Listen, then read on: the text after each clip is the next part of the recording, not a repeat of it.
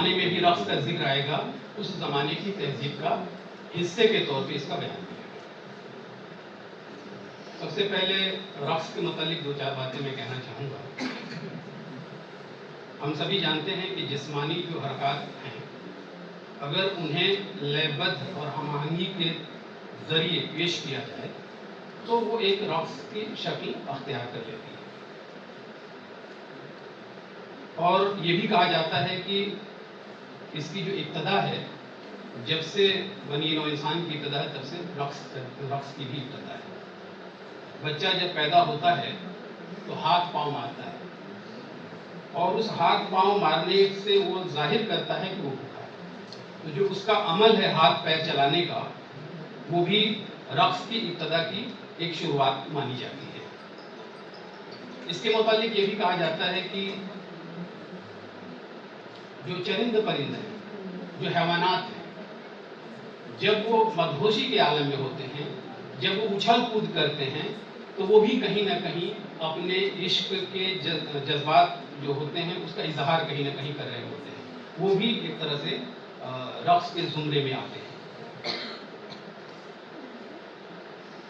اس کے علاوہ جو رقص ہے، اس کا علیحدہ وجود تو ہے، لیکن تصور ممکن نہیں ہے، کیونکہ اس میں موسیقی کا ہونا ضروری ہے۔ اور موسیقی کی جو تعریف بیان کی گئی ہے، اس میں تین چیزوں کا ہونا ضروری ہے۔ اس میں نرتیہ یعنی رقص، گیت اور ساز، یہ تینوں چیزیں جب ملتی ہیں تو ایک موسیقی بنتی ہے۔ تو رقص کو جب بھی ہم ذکر کریں گے، اس کا ذکر آئے گا، تو کہیں نہ کہیں ہم اسے سنگیت اور موسیقی کے ذریعے ہی سمجھنے کی کوشش کریں گے۔ اب ہم دیکھتے ہیں کہ تاریخی جو شواہد ہیں رقص کی ابتدا کے متعلق، وہ کیا ہیں۔ تو سب سے پہلے آپ سب نے نام سنا ہوگا بھیم بیتکا۔ بھیم بیتکا مدھیہ پردیش کے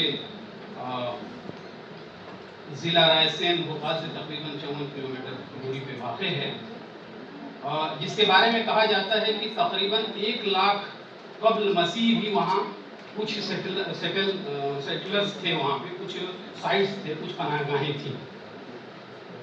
لیکن ایک سائٹ ایسا ملا ہے وہاں پہ جس میں پینٹنگز کی گئی، ایک شکار کرتے ہوئے اور ایک رقص کی طرف رقص کرتے ہوئے۔ اور یہ پینٹنگز جو ہیں آج سے 10,000 قبل مسیح کے آثار ہیں۔ تو اس سے یہ ظاہر ہوتا ہے کہ اس کی ابتدا بہت پہلے سے ہے، تاریخی اعتبار سے بھی اس کے شواہد ہمارے پاس موجود ہیں۔ اب اس کے بعد ذکر آتا ہے انڈس ویلائشن کا، سندھ کی سبھیتا۔ ہم سبھی جانتے ہیں کہ انڈس ویلائشن کی جو زبان ہے، آج تک ہم اسے ڈیکوڈ نہیں کر سکتے، اسے پڑھ نہیں سکتے۔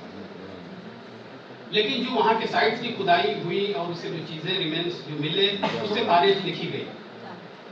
موہنجودڑو سے 2 مورتیاں ایسی ملی ہیں، بلکہ وہ جو انگریز رائٹر ہے ارنسٹ میکے ہیں، جو 1926 میں دریافت کیا تھا، اسے انہوں نے نام دیا ڈانسنگ گرل، نرت کرتی ہوئی عورت۔ تو اس کا مطلب یہ ہوا کہ انڈس ویلائشن میں بھی رقص کا چلن تھا، وہ اس تہذیب کا، اس مذہب کا وہ حصہ وہ رہا ہے۔ اس کے بعد ہم دیکھتے ہیں کہ جو ہمارے مذہبی صحیفے ہیں، جو سنسکرت کا ذکر آیا، اور ان صحیفوں میں رقص کیسے بیان ملتا ہے۔ تو رگ وید میں نرتیہ کا جو لفظ ہے وہ کئی بار استعمال ہوا ہے، موسیقی کا بھی کئی بار استعمال ہوا ہے۔ رگ وید میں بھگوان اندر کو کہا گیا ہے کہ وہ رقص کرنے والا ہے اور سب کو نچانے والا ہے۔ اندر کا آگے بھی اور ہم تفصیل سے ذکر کریں گے۔ دوسرے یجور وید میں بھی آپ دیکھیں کہ وافر مقدار میں رقص کا ذکر کیا گیا ہے، اور اس زمانے میں رقص کو بیان کے طور پہ بھی دیکھا جاتا تھا، صحت کے لیے بھی، ایکسرسائز کرنے کے لیے بھی رقص کا استعمال کیا جاتا تھا، اور وہ تفریح کا حصہ تھا بھی اور تہذیب کا بھی حصہ تھا۔ اب آگے ہم دیکھتے ہیں شریمد بھاگوت مہا پران، شیو پران اور کرم پران، اس میں بھی رقص کا تفصیل سے ذکر کیا گیا ہے۔ رامائن اور مہابھارت میں وقتاً فوقتاً رقص پایا جاتا ہے، اور उस दौर तक ये देखा गया है कि रक्स और गायकी और ड्रामा तरक्की याफ्ता शक्ल तक पहुंच चुके हैं। इसके अलावा जो रक्स है हिंदू देवी देवताओं का एक पसंदीदा फन समझा जाता रहा है। उनमें मशहूर जो हैं काली हैं, कृष्ण हैं, इंद्र हैं, शिव हैं। बल्कि शिव के बारे में तो उन्हें नटराज कहा गया है और उनका तांडव जो रक्स है और लास्य, उन्होंने नाट्य शास्त्र का जिक्र आएगा अभी, नाट्य शास्त्र का जैसे पहले उसमें भी आया था कि रक्स को दो किस्म बयान किया गया नाट्य शास्त्र में, भरत मुनि ने किया है, एक तांडव रक्स और एक लास्य। मकाले को वहाँ ने इकबाल का एक मंदू भरतरी हरी उन्होंने इकबाल और कलाम इकबाल से मेरी शनासाई बहुत पुरानी है। इसका आगाज उस वक्त हुआ जब मैं अशार की तकलीफ को पूछा, उनकी सही किरात पर भी कादिर था। ये मेरी इब्तदाई तालीम का ज़माना था। उर्दू की चंद दरसी किताबों के साथ इकबाल का वलीद शेरी मजमुआ बांगीदरा भी अक्सर व बेशतर मेरे मुताले में रहा करता था, जिसका सबब बांगीदरा में शामिल नज़में थी जो इकबाल ने बच्चों के लिए लिखी। इन नज़मों में से अक्सर की हैसियत अंग्रेज़ी नज़मों के मंजूम तर्जुमे की थी, लेकिन अपनी समझ को इकबाल ने तर्जुमा नहीं बल्कि अंग्रेज़ी से महफूज करार दिया था।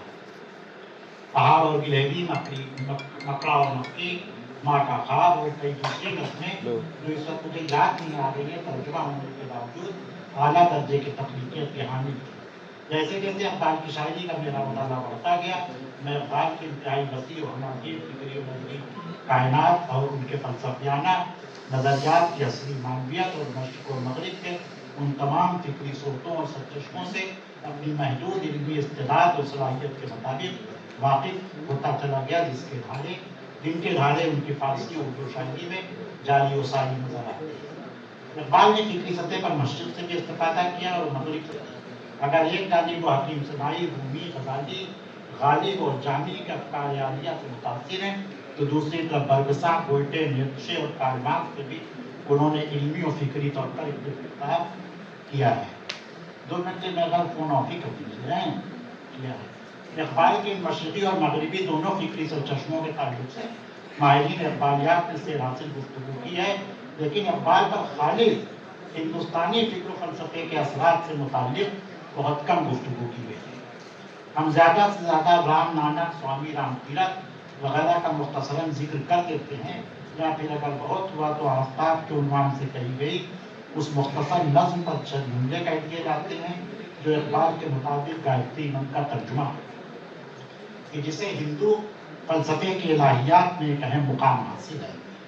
ये मंत्र जिन पुष्को लफ्ज़ी तराकीब से इबारत है और जिस बला की मौसीकियत में जिस पाए का बुलंदाहन तरन्नुम इसमें पाया जाता है, वो इक़बाल की इस उर्दू नज़्म में किस कदर और किस हद तक मुंतक़िल हो पाया है, इस पर बहस हो सकती है।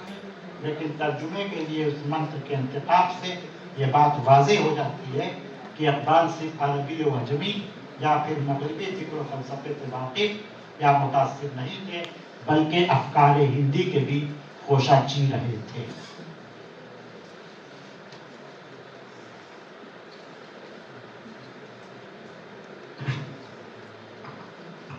मुंदरजा वाला सुतूर में मैंने श्री राम नानक और स्वामी रामतीरथ का जिक्र किया है, लेकिन अहम नाम रह गया वो है भरतरी हरी का, जिसके चंद अफकार को इक़बाल ने एक शेर में जम करके अपने दूसरे शेरी मजमे बाले जिब्रील का सरनामा करार दिया है।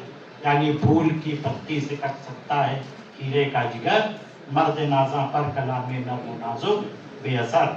मुंदरजा वाला शेर की मकबूलियत से कतई नज़र या इसकी बेपनाह मानवियत पर ज़्यादा गुफ्तगू से बचते हुए राक़िबुल हुरूफ ये याद दिलाना ज़रूरी समझता है कि बाले जिब्रीली इक़बाल का वो शेरी मजमुआ है जिससे उन्होंने खुर्शीद के सामाने सफ़र और शाम सहर के नफ्स को ताज़ा करने की सदा बुलंद की थी।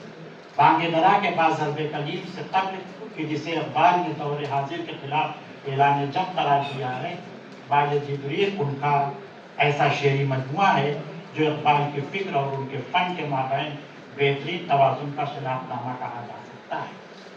मैंने इस बहस को छोड़ दिया है। इक़बाल ने बाले जिब्रील के सरनामे के तौर पर جو شعر بھرتری ہری کے نام سے درج کیا ہے اور جس کا ذکر اوپر آ چکا ہے، وہ بھرتری ہری کے مشہور زمانہ تصنیف شتک کے پہلے حصے یعنی نیتی شتک کے 6 شلوک سے ماخوذ ہے۔ بعد جبریل کی اشاعت سے 3 سال قبل اقبال اپنی فارسی تصنیف جاوید نامہ میں پہلی بار بھرتری ہری کا ذکر کرتے ہیں۔ اطالوی شاعر دانتے کی شاہکار تصنیف ڈیوائن کامیڈی سے متاثر ہو کر اقبال نے بھی 7 افلاک کا شعری سفر پیر رومی کی رہنمائی بھی کیا تھا، جبکہ دانتے نے یہ سفر ورجل کی میت میں کیا تھا۔ اقبال اس سفر کے دوران زندہ روح کی حیثیت سے پیر رومی کے ہمراہ بھرتری ہری سے بھی ملاقات کرتے ہیں۔ مرید ہندی یعنی اقبال بھرتری ہری سے سوال کرتے ہیں کہ شعر میں سوز کے اوپر پیدا ہو سکتا ہے۔ بھرتری ہری شاعر کی جستجو کو شعر میں سوز کا سبب قرار دیتا ہے۔ اقبال نے بےحد عقیدت کے ساتھ بھرتری ہری کا ذکر کیا ہے اور وہ اسرار حیات و کائنات کے تعلق سے سنسکرت کے اس عظیم المرتبت شاعر کے خیالات جاننا چاہتے ہیں۔ وہ جس طرح حکماء اسلام اور مغربی مفکرین بشمول ابن عربی، رومی اور برگسا، نیچے اور گوئٹے وغیرہ سے استفادہ کرتے ہیں، اسی طرح بھرتری ہری کے افکار عالیہ سے بھی انہوں نے فیض حاصل کیا ہے۔ ڈاکٹر محمود کاظمی صاحب، ہماری اگلی مقالہ نگار ہیں پروفیسر مسرت جہاں صاحبہ۔ آپ سے گزارش ہے کہ ڈائز پر تشریف لائیں اور اپنا مقالہ پیش کریں۔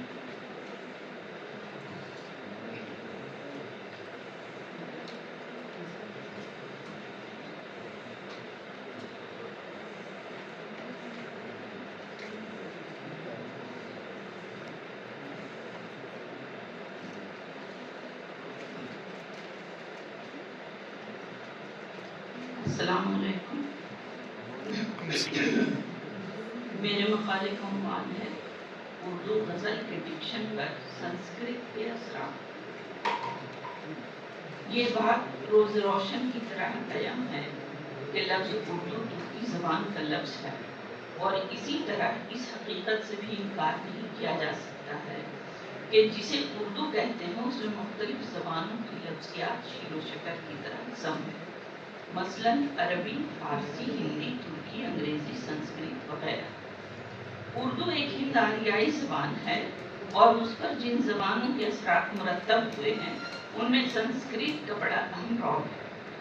اردو شاعروں نے بھی اپنے کلام کے حسن کو دوبالا کرنے کے لیے موقع و محل کی مناسبت سے سنسکرت زبان سے خوب استفادہ کیا ہے۔ ڈاکٹر شیخ عبدالغنی لکھتے ہیں، اقتباس: سنسکرت دنیا کی قدیم زبانوں میں سے ایک ہے۔ سنسکرت کے معنی شائستہ کے ہیں۔ سنسکرت زبان نے جدید ہندوستانی زبانوں کی ترقی میں اہم رول ادا کیا ہے۔ ان جدید زبانوں نے سنسکرت الفاظ کو اختیار کر کے اپنے موقع کو مستحکم کیا ہے۔ اردو زبان بھی عربی اور فارسی الفاظ کے ساتھ سنسکرت کے کئی الفاظ اپنے اندر سموئے ہے۔ سنسکرت الفاظ کا داخلہ اردو میں 2 طرح سے ہوا ہے، ایک تتسم اور دوسرا تدبھو۔ اردو زبان کے ساتھ شعراء نے اپنی غزلوں میں سنسکرت کے لفظ مینوان بھی استعمال کیے ہیں، اور اس طرح کے بھی جو وقت کے ساتھ تبدیل پذیر ہوتے گئے۔ اول طریقے کو تتسم اور دوسرے طریقے کو تدبھو کہتے ہیں۔ زبانیں کئی ہوتی ہیں، لیکن ان میں سے کچھ زبانیں اصل ہوتی ہیں اور کچھ بنیادی حیثیت رکھتی ہیں، جیسے عربی، سنسکرت، لاکانی، عبرانی وغیرہ، جبکہ کچھ زبانیں ایسی ہوتی ہیں جن کی بنیادیں اصل نہیں ہوتی ہیں، وہ کسی بڑی زبان کی دختر ہوتی ہیں، جیسے اردو، ہندی، بنگالی وغیرہ، جن کی اصل سنسکرت ہے۔ جب سنسکرت اور اردو کے رشتے کی بات ہوتی ہے تو یہاں دونوں نوعیت کی زبانیں ہیں، بنیادی بھی اور ماخذی بھی۔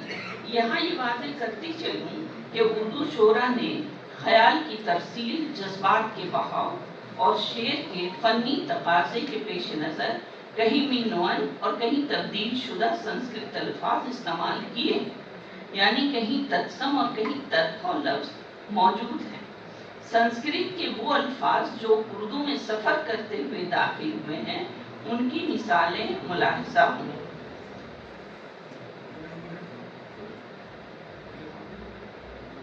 लफ्ज जैसे बिल, बमानी सुराख।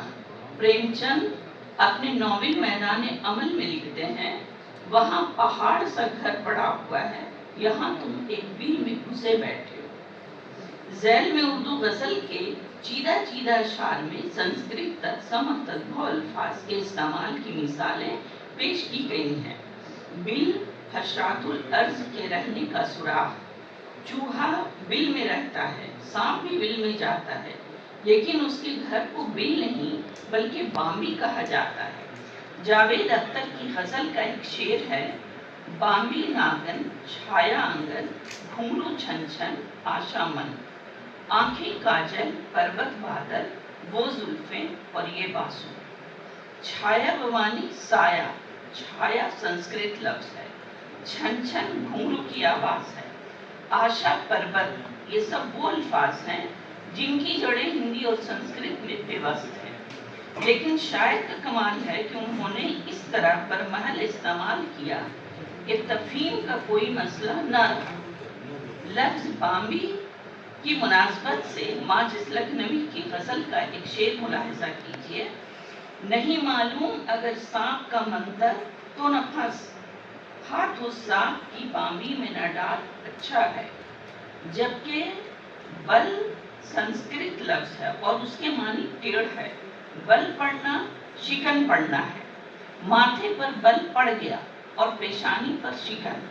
उर्दू में दोनों अल्फाज मुरव्वज हैं।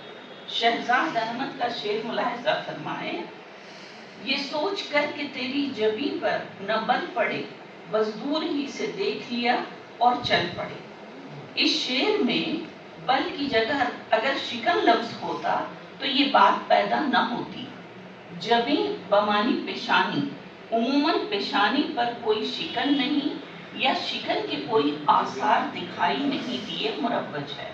लेकिन यहाँ शायर ने महबूब की पेशानी की बजाय जबी और बल जैसे अल्फाज इस्तेमाल किए हैं जो शेर के हुस्न में इजाफे का सबब बने हैं। उर्दू के पहले शायर अमीर खुसरू ने फरमाया, गोरी सोबे सेज पर मुँह पर डारे केस, चल खुसरू घर आपने रैन भई चिम देश। तो इसके जरिए अपना पैगाम क्यों ना भेज दे। ये सोचकर इस कच्छ के फूल अपने लबों में भरकर मेघ को भेंट किए और अपनी महबूबा प्रिया के लिए इसको पैगाम सुनाया। और रामगिरी पर्वत से अलका नगरी अपनी महबूबा तक पहुंचने के इसको रास्ता भी बताया। और इन सारी बातों को महाकालिदास ने इस मसनवी में नज्म किया है, जो इसका नाम मेघदूत रखा। मेघदूत में पहाड़, दरिया, दरख्त, बादल और आसमान को मखसूस नामों और अलामात से बयान किया गया है। इन कुदरती मनाजिरात का हर एक जुज़ यक्षा के जज्बात और इसकी मोहब्बत की शिद्दत को जाहिर करता है। नीचे इन कुदरती मनाजिर के अहम नाम, इनकी वजाहत भी पेश हैं। पहाड़, कालिदास ने पहाड़ को बुलंदी और अजमत के तौर पर पेश किया है, जो फितरत की ताकत और जलाल की नुमाइंदगी करते हैं। हिमालय, ये पहाड़ मेघदूत में अहम किरदार अदा करते हैं, क्योंकि यक्षा बादल से कहता है कि वो हिमालय के रास्ते से अपनी बीवी तक पैगाम पहुंचाए। दरिया, दरिया यमुना नदियों को नज़्म में इंसान की दाखिली कशमकश और जज्बात की अक्कासी के तौर पर पेश किया गया है। दरिया के बहाव में यक्षा की प्रेयसा की जुदाई और मोहब्बत की शिद्दत के तौर पर पेश किया गया है। दरख्त, दरख्त के जज्बात को जाहिर करते हैं। दरख्तों को यहाँ सुकून और जोड़ों की अलामत के तौर पर पेश किया गया है। और मेघ यानी बादल को मेघ कहा गया है। तीसरा, आसमान, आसमान को वसी और बेकरार जगह के तौर पर पेश किया गया है, जो इंसान की दिल की गहराइयों और बेकरारी को जाहिर करता है। इस तरह से कालिदास की मशहूर नज़्म मेघदूत के उर्दू तराजी में कई संस्कृत के अल्फाज जुग के तू शामिल किए गए, क्योंकि उर्दू में भी राय जहिए शेरी लताफत को बरकरार रखने के लिए तर्जुमा नहीं किए गए होंगे। जैसा कि हिमालय एक पहाड़ी सिलसिला, पर्वत पहाड़, चकोरा एक परिंदा, कमल कमल का फूल, वर्षा बारिश, चंद्रमा चांद, गंगा मशहूर दरियाए गंगा है, सिंधु यानी दरिया। कुदरती मनाजिर देवताओं और ख़दीम हिंदुस्तानी तहजीब के अनासिर को बयान किए गए हैं। चूँकि ये नज़्म संस्कृत अदब का हिस्सा है और ख़दीम हिंदुस्तानी सखावत की नुमाइंदगी करती है, जिसमें मोहब्बत, कुर्बानी, पैगाम रसानी और फितरत से मोहब्बत जैसे इंसानी जज्बात को मुख्तलिफ मज़ाहिर में एकसा अहमियत दी जाती है, जो इस्लामी तालीमात के साथ भी हम आहंग हो सकते हैं। इस नज़्म में फ़र्ज़ एक मुनफरिद अंदाज में सामने आया। फ़र्ज़ में नाकामी का नतीजा है कि फ़राइज़ की अदायगी ज़िंदगी में मरकज़ी हैसियत रखती है। अगर ना की करे तो निदामत या मुश्किलात का सामना करना पड़ता है। फ़र्ज़ के इन्हिराफ के बाद भी मोहब्बत, उम्मीद और जिद्दोजहद इंसान के लिए रहनुमाई का बास बन सकती है, जैसा कि एक बादल को पैगंबर बनाकर वो अपनी बीवी तक मोहब्बत भरा पैगाम पहुँचाने की कोशिश करता है। इसके साथ मैं जिन्होंने मुझे मौका दिया है शुक्रिया अदा करते हुए इजाज़त चाहती हूँ। बहुत शुक्रिया डॉक्टर हुमैरा तस्लीम साहिबा। इससे पहले कि मैं सुदूर इजलास को तकलीफ दूँ सदारती कलमात के लिए, इससे पहले एक रस्म की अदायगी ज़रूरी है। इसके लिए मैं डॉक्टर निशात अहमद साहब को तकलीफ देना चाहता हूँ, जो इस सहरोज़ा कौमी सेमिनार के रूह रवां हैं। वो आएँ और प्रोफेसर बशीर अहमद ताबिश साहब की खिदमत में गुलदस्ता और शॉल पेश करें। डॉक्टर निशात अहमद साहब।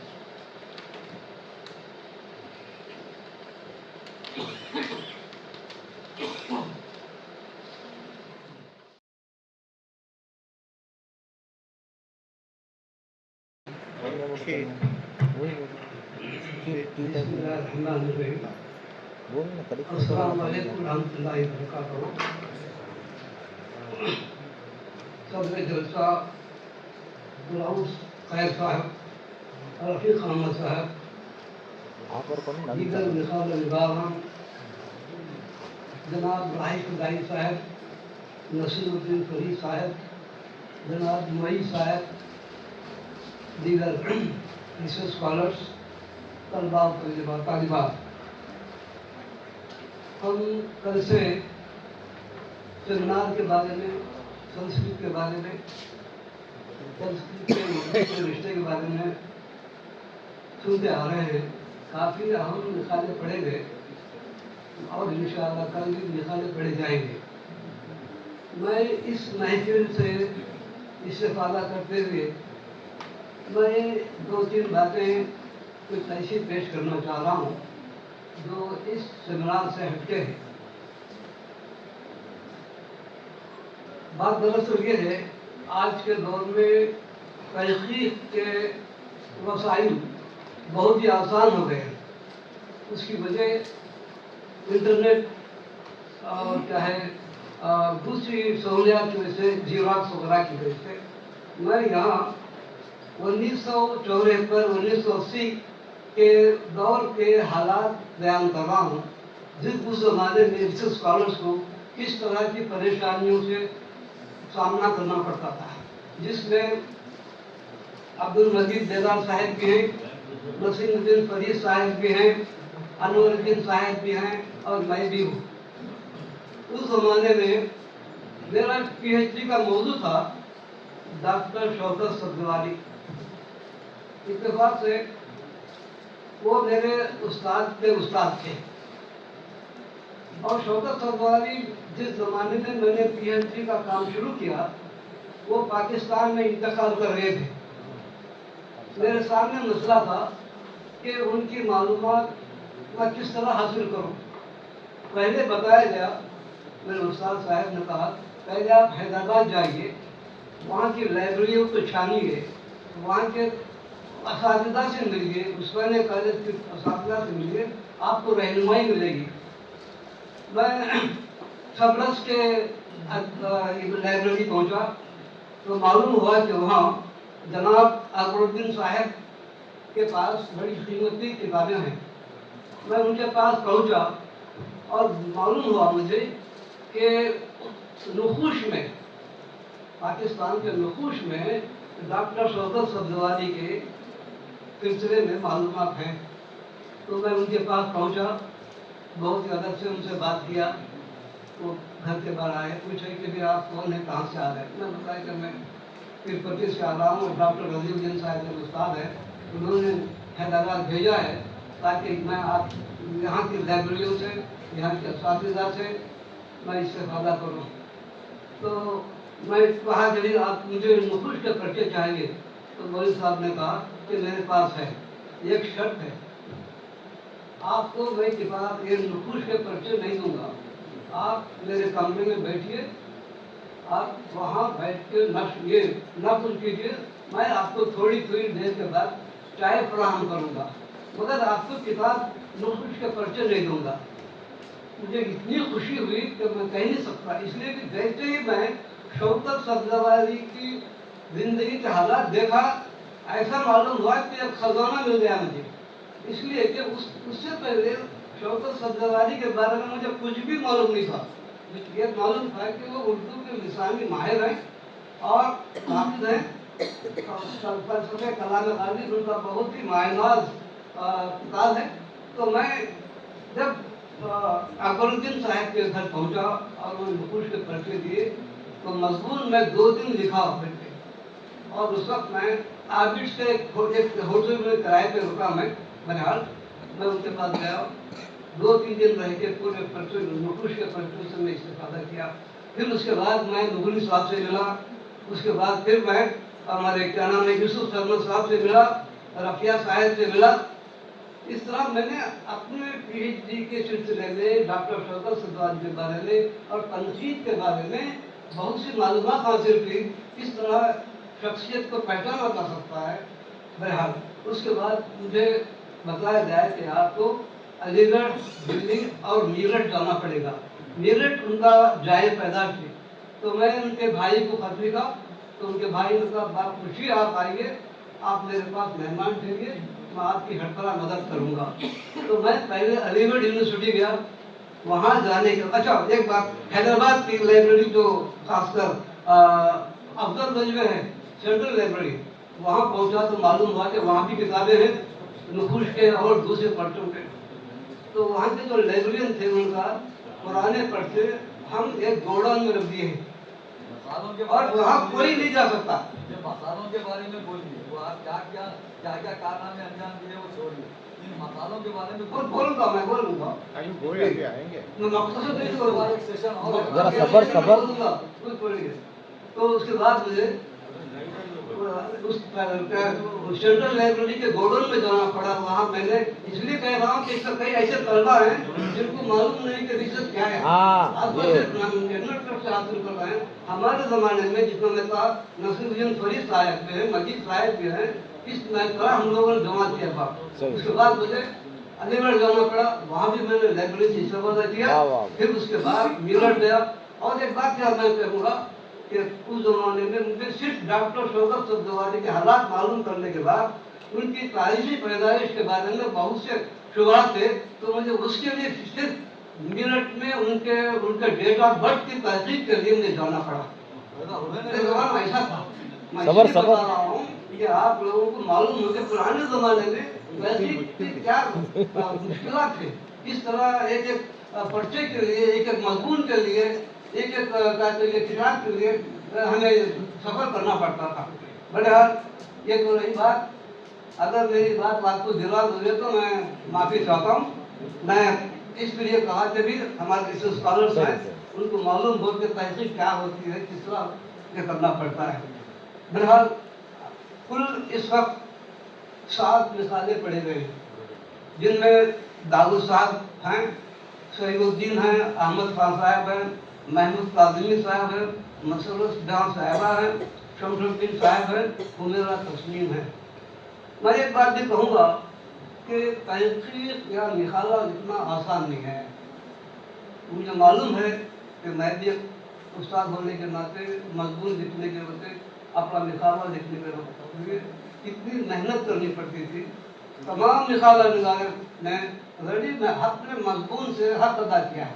मैं इतना ज़रूर कहूँगा कि सब ने बड़ी मेहनत से कई दिन तक वक्त सर्फ किया है। मुख्तलिफ किताबों से, मुख्तलिफ लोगों से उन्होंने मवाद हासिल करके हर तरह से ज़बान भी अच्छी रही आप लोगों की, पेश करने का भी अंदाज बना और वक्त मुकर्रर पर आप लोगों ने मजमून को पेश किया है। मैं आप तमाम को फर्दन मुबारकबाद देते हुए अपनी बात को खत्म करता हूँ। और सुदूर मकाला निगाह हजरात, ये मेरे लिए एजाज़ की बात है कि शोबे उर्दू ने मुझे ये इज़्ज़त बख्शी और एक इजलास की सदारत में शामिल किया मजलिस तदारत में। और ये डॉक्टर निशात का भी मैं ममनून कर रहा हूँ इस लिहाज से। मेरा ऐसा ख्याल है, अक्सर जुमे के खुतबे वगैरह जब हम सुनते हैं तो उलमाए किराम की ज़बान से बहुत सारे अल्फाज गलत सलत सुनते रहते हैं। जो कुछ मजहबी एतबार से बयान करते हैं वो तो ठीक है, कुरान और हदीस की बात होती है, वो तो बड़ी अकीदत से सुनते हैं। लेकिन जहाँ तक ज़बान का मामला है तो वो बहुत सारी गड़बड़ करते हैं, तो तज़किर व तानीस की गड़बड़ करते हैं, ये सब करते हैं। तो जी चाहता है कि उलमाए किराम की भी एक नशिस्त हो, उनकी तरबियत का सामान किया जाए और कुछ असातिज़ा उनको समझाएं कि भाई क्या बोलना चाहिए, क्या नहीं बोलना चाहिए और किस तरह बोलना चाहिए। बाद लोग बहुत ज़्यादा रिपीट करते हैं कि बात को बार बार बोलते हैं, उलमाए किराम को भी। अब देखिए, सबसे अच्छी तकरीर वो होती है जिसमें कभी दोहराव नहीं होता, जो कह दिया फिर कभी उस पर आगे की बात नहीं करना। उसी तरह सुदूर की भी लिए एक तरबियत होनी चाहिए कि क्या आप एक कुछ नोट ले लें, आपने क्या किया, क्या कारनामा, तिरुपति से कहाँ गए, क्या कैसे PhD की, ये सब चीज़ें ज़रूरत नहीं। आप टू दी पॉइंट बात करें और मकालों पर गुफ्तगू करें। जो मकाले आपने यहाँ सुने, जिनके लिए आपको सदारत में बिठाया गया है मजलिस सदारत में, उसकी गुफ्तगू होनी चाहिए। तो बहरहाल अब मैं अपनी बात पे आता हूँ। हो गया ना, तरबियत हो गई।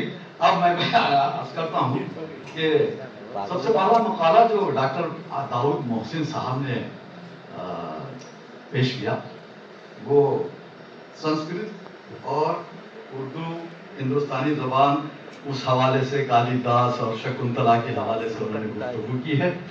और महाभारत, ये ख्याल उन्होंने बताया कि ये शकुंतला का ख्याल महाभारत से उठाया गया है। चलिए ठीक है।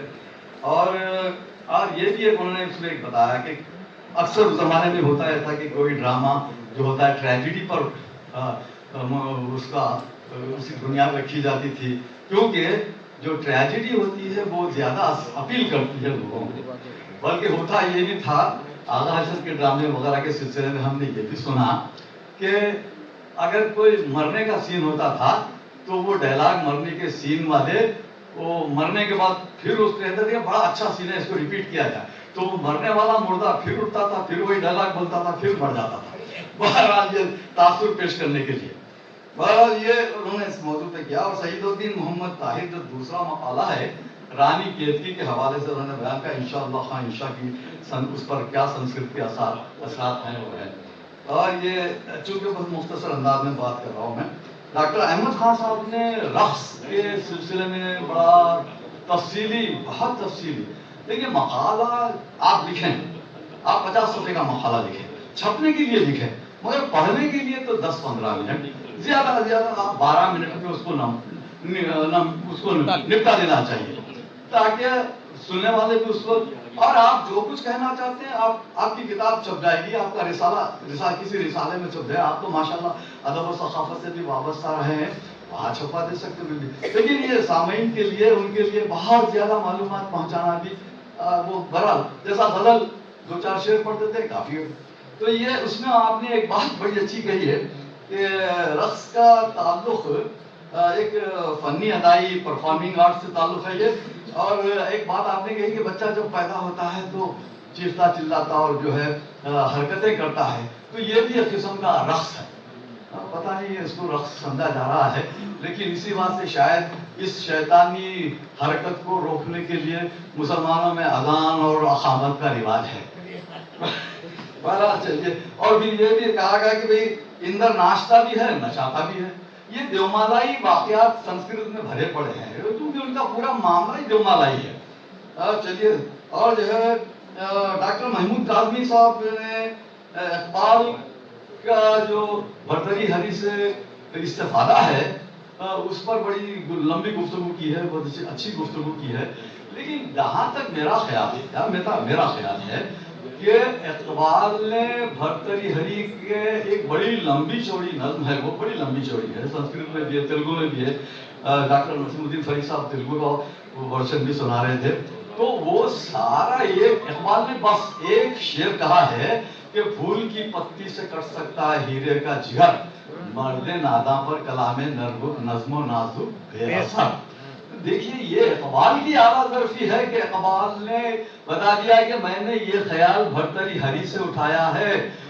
یہ پورا یہ اقبال نے اس پوری نظم کو خالی 2 مصروں میں ڈال دیا ہے۔ وہ نظم بڑی لمبی چوڑی ہے مگر وہ نظم اتنا اثر نہیں کرتی جتنا یہ شعر اثر کرتا ہے۔ اب دیکھیے پچھلے اجلاس میں، افتتاحی اجلاس میں سنسکرت کی میڈم نے اس ایک شعر پر ساری گفتگو کی انہوں نے۔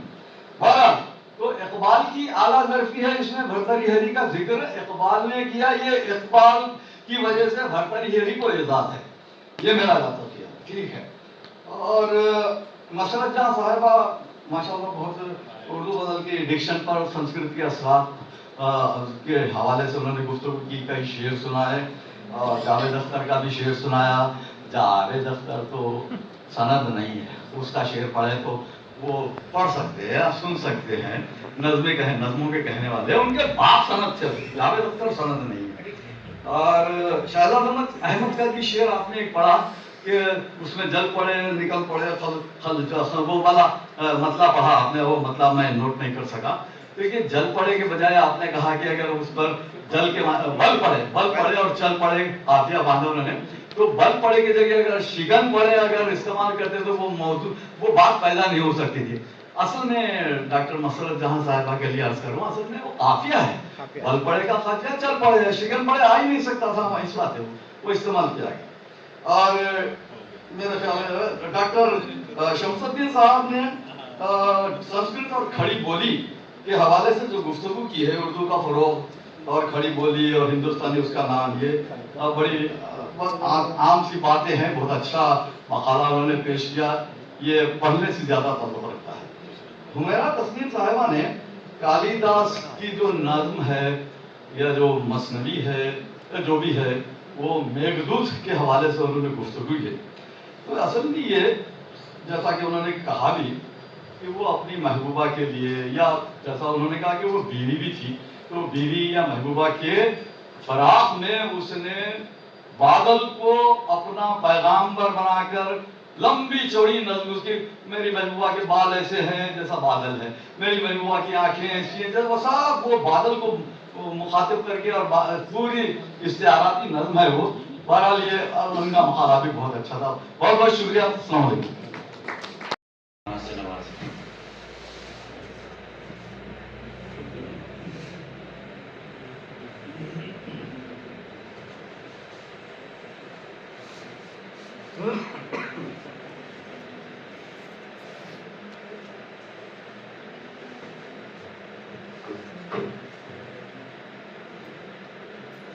حاضرین کرام، اس موقع پر جو روایتی الفاظ استعمال ہوتے ہیں، میں وہ الفاظ استعمال نہیں کرنا چاہتا، لیکن روایت اخلاقیات سے تعلق رکھتی ہے، اسی لیے میں اس یونیورسٹی کا بہت بہت شکریہ ادا کرتا ہوں کہ اس یونیورسٹی نے ایک ایسا کام کیا، تقریباً آزادی کے بعد یہ پہلا موقع لسانیات پر غور کرنے کا ملا ہم اردو والوں کے لیے، ورنہ سارا مواد چیزا ادھر ادھر بکھرا پڑا تھا۔ ایسا نہیں ہے کہ اب جو کچھ ہو رہا ہے وہ ہوا ہے، لیکن ٹکڑوں میں ہوا ہے۔ اس سیمینار کی اہمیت یہ ہے کہ اس موضوع پر सोचने, समझने, समझाने के मौके फराहम हुए हैं। तकरीबन एक महीने से जायद अरसे से मैं देख रहा हूँ और टेलीफोन गुफ्तगू सारे हिंदुस्तान में 4-5 बड़े शहरों से हो रही है कि रफीकाबाद साहब आप तो हैदराबाद जा रहे हैं और ये इस मौजू पर हम क्या करें। सब चक्कर में पड़ गए। अब मैं क्या करता, मैं खुद चक्कर में था कि मुश्तरका विरासत किस तरह हम साबित करें। हालांकि इसमें ये गुंजाइश ये होती है सेमिनारों में, आप इससे रिलेटेड जो भी उन्वान हो उस पर गुफ्तगू कर सकते हैं। लेकिन अब मेरा चक्कर क्या था, मैं परेशान इसलिए था कि क्या किया जाए। तो मैंने कई किताबें उर्दू में ढूंढ कर, रसायल में ढूंढ कर पढ़ना शुरू की। ये मेरा बहुत बड़ा फायदा हुआ। मैं खुद जान पाया कि किस तरह ये कल्चर बना। हर ज़बान का अपना एक कल्चर होता है, अपनी एक तहजीब होती है, अपनी एक तरतीब होती है, अपनी एक तारीख होती है, अपना एक अपनापन होता है। लेकिन उर्दू ज़बान एक ऐसी ज़बान है जिसमें कई तहजीबें जम हो गई हैं। ये बात भी साबित होती है। मैंने ये सोचा कि जब मुताला कर रहा था तो पता ये चला कि महाभारत का उर्दू में कई लोगों ने तर्जुमा किया। मैं चाहता तो मेरे अपने मसाले में बायोडाटा पेश कर देता, पब्लिशर का नाम बोल देता, हो गया मेरा मकाला। लेकिन मैं ये नहीं चाहता था।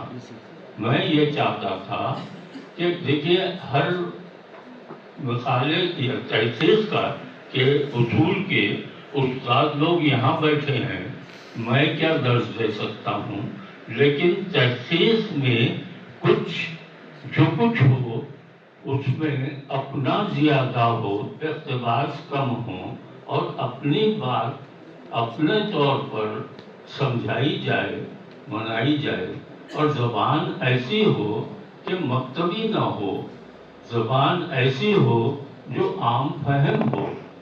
तो बहरहाल ये कल से लेकर आज तक मैंने 14 मकाले सुने। लेकिन मुझे खुशी हुई कि हर मौजू अपनी जगह अहम तो था, लेकिन बेशुमार बातें ऐसी थी जो अब तक इस मरहले तक जो हर मकाले में मुश्तरका थी। इस पर बैठे बैठे मैंने गौर किया कि भाई ऐसा कैसा हो गया। और मुझे कल भी ये उम्मीद है कल तक कि कुछ नया मिलेगा, अच्छा मिलेगा, हमारे उर्दू वाले के तरफ से मिलेगा और एक तहसील का बहुत बड़ा मकसद सामने आएगा और तकलीफ को पैर भी होते हैं, पर भी होते हैं और तहकीक हमारी आगे बढ़ेगी। तो अब जहाँ तक आज के मकालों की बात है, तो हुमैरा बीबी, मुसरत बीबी और हमारे भाई लोग, इन्होंने अच्छे मकाले पढ़े, अच्छी कोशिशें रही और बहुत खुशी हुई मुझे कि इन्होंने न सिर्फ मुताला किया बल्कि कुछ कहने की कोशिश की। इसके बावजूद मैं ये कहूँगा कि वो जो थोड़ी देर पहले मैंने कहा बेशुमार बातें जो है उस तरह का रही। उसकी वजह यह है कि मवाद की कमी, जो कुछ हम पढ़ते हैं वो सभी ने पढ़ा, मैंने भी पढ़ा दिलचस्पी लेकर।